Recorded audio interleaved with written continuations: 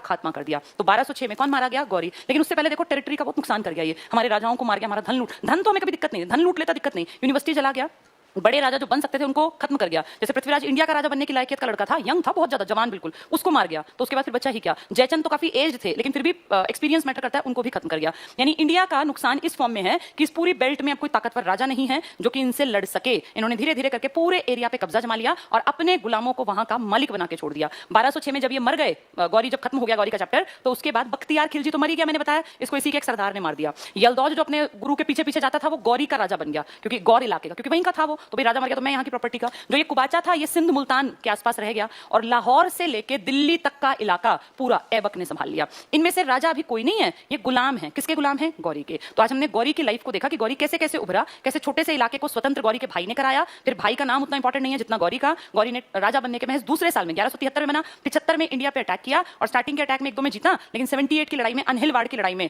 हमारे एक छोटे से राजा नायिका देवी विधवा औरत ने अपने बेटे भीम सेकंड का को डायरेक्शन सही दी और वो जीत गया। तुम ये सोचो जब एक औरत इतनी इंटेलिजेंट थी तो अगर सारे लोग मिलकर लड़ते तो क्या गौरी को बड़ी हस्ती था? नहीं। लेकिन हमारी कमी कि हमें यूनिटी नहीं थी, हमें राजनीतिक एकता नहीं थी, सामाजिक एकता नहीं थी, इसका नुकसान पूरे भारत को उठाना पड़ा। एक एक आदमी को नुकसान हुआ उन गलतियों का जो कि इतिहास में की गई है। तो इस तरह से भारत पर अधिकार, एक बड़े हिस्से पर अधिकार हो गया नौकरों का। ये किसके नौकर हैं? मोहम्मद गौरी के। गुलामों ने यहाँ राज किया और फिर धीरे धीरे इंडिया में दिल्ली सल्तनत का विकास हुआ, जिसमें कि गुलाम वंश पहला वंश आएगा, जिसमें सारे नौकर थे। कभी उन नौकर राजा बनके यहाँ के राजाओं पे राज करेंगे। देखो तुम तेज कितने रहे होंगे, गुलाम है, गुलाम मतलब नौकर, किसी के अंडर काम करने वाला, और यहाँ के राजाओं पे हावी सिद्ध होंगे। कितने थी, मुट्ठी भर सेना ले लेके आते थे, हमारी इतनी विशाल सेना, इतने समृद्ध, इतने अमीर, लेकिन हम इनको भगा नहीं पाए। क्यों? क्योंकि यूनिटी नहीं थी। तो आज हमने महमूद गजनवी और मोहम्मद गौरी का चैप्टर कंप्लीट कर लिया। ठीक है, आज के में से नोट्स कुछ नहीं बनाना, आज मैंने सिर्फ समझाया है। आज की क्लास बेस का काम करेगी। अब कल जो पढ़ेंगे वो नोट्स के फॉर्म में और कहानियां दोनों को मिक्स करके पढ़ेंगे। ठीक है, उम्मीद करती हूँ ये टॉपिक सभी की समझ में आया होगा। इसको ढंग से सुन लेना, कहानी अगर समझ में आ जाएगी ना, कल नोट्स लिखवा दूंगी, कल मैं स्लाइड्स बना लूंगी, बना मैंने आज भी रखी है, लेकिन अब वो समझ मतलब टाइम कंज्यूमिंग ज्यादा होगा, तो स्लाइड्स से मैं कल उसको नोट्स के फॉर्म में आपको दिखा दूंगी, उनको उतार लेना। आज की कहानी 2 बार सुन लेना, ये फिर इतिहास आगे पूरा, अब जो अगले 15 दिन क्लासेस चलेंगी ना, उनका बेस है आज की क्लास, क्योंकि गौरी के ही हैं ये, चाहे गुलाम हो, खिलजी हो, तुगलक हो, सैयद हो, लोधी हो,